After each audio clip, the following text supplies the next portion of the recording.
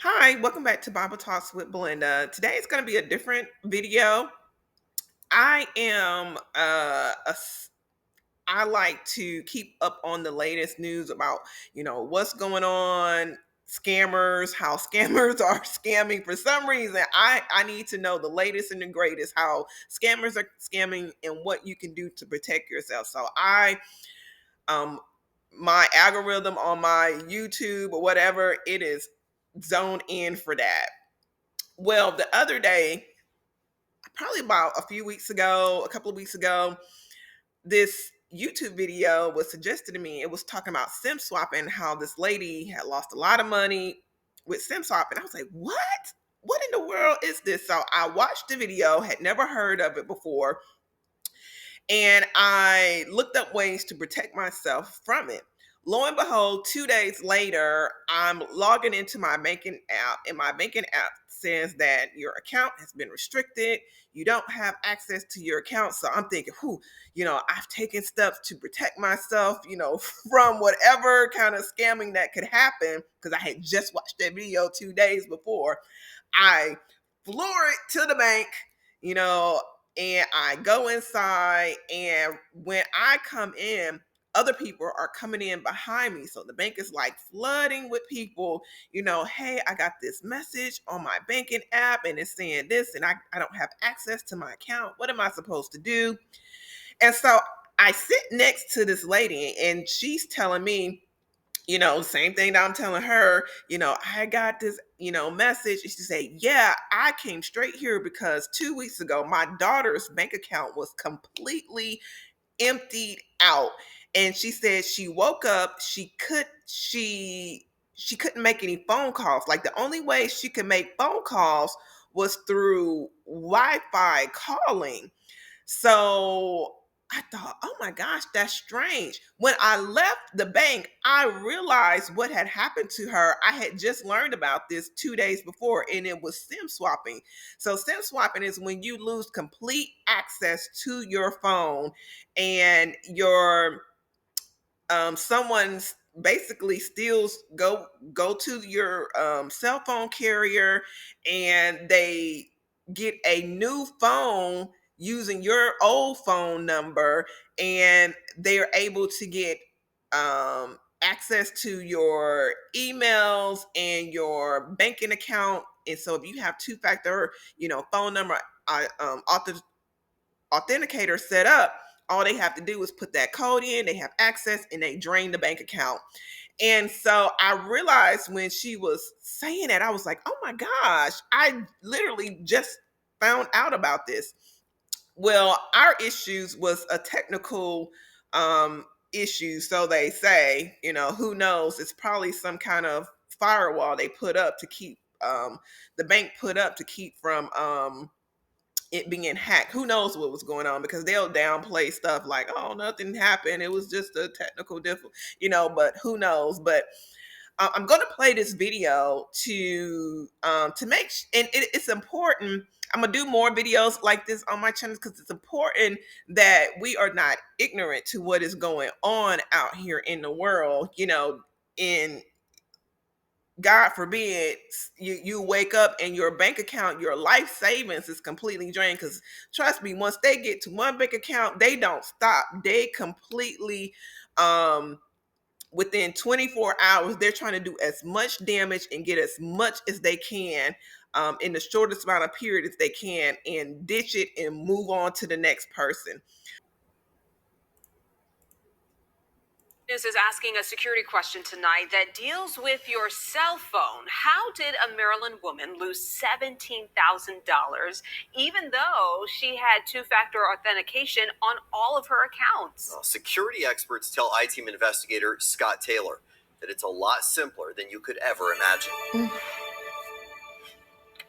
We all know criminals have multiple ways to steal your identity, but 7 News is sending out a warning. SIM card swapping almost cost Sharon Hussey of Bethesda, Maryland, $17,000. It was absolutely stunning. It was just like my heart fell to the floor.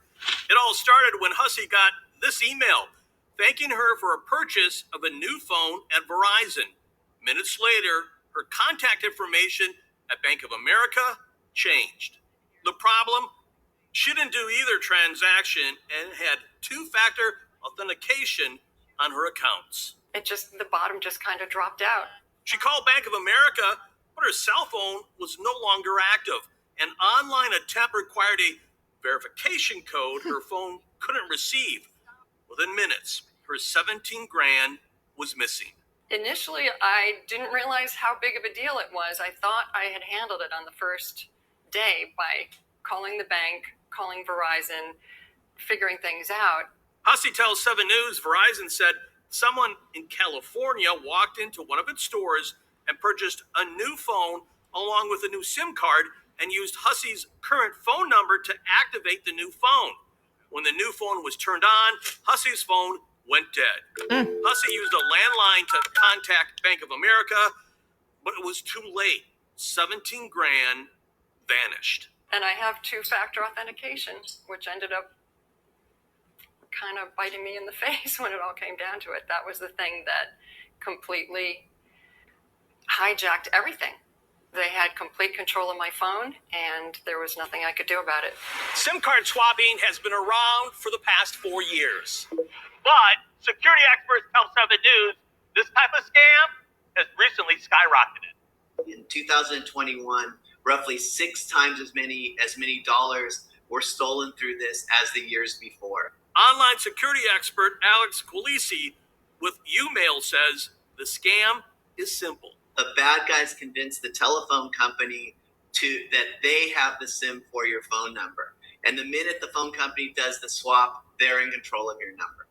Scammers then use two-factor authentication through your cell phone to access your accounts. If you've been doing two-factor authentication everywhere to your mobile phone number, if someone else gets that mobile phone number, they can authenticate as if they're you. Over the next 3 months, Bank of America denied Hussey's claim, saying it can't be honored. Eventually, the bank reversed its initial decision and refunded the 17 grand. Bank of America tells 7 News, we take identity theft very seriously. We are always working to improve the experience, knowing that resolving identity theft issues is a complicated process. Verizon said in an email, when potential fraud is brought to its attention, it works quickly to resolve the matter. And due to customer privacy laws, it can't share specifics in its investigation. Here are several ways you can better protect yourself from SIM card swapping. So the number one thing is to make sure you get a PIN or a number porting PIN with your carrier. That requires a special code that hopefully only you have that needs to be given to the carrier before they can do the SIM swap. Wow, scary stuff. Some more tips so you can avoid this scam. Try to use authenticator apps or those face scans that we're all now using instead of a text code. Keep your personal information hidden and don't post online how much money you have, property, or assets.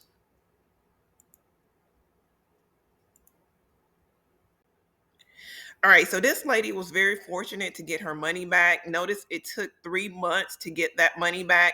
However, I have watched other videos where people have not gotten their money back. The bank is, not refunding the money because they're saying that, it came from your phone number. It was initiated, so therefore we have no liability.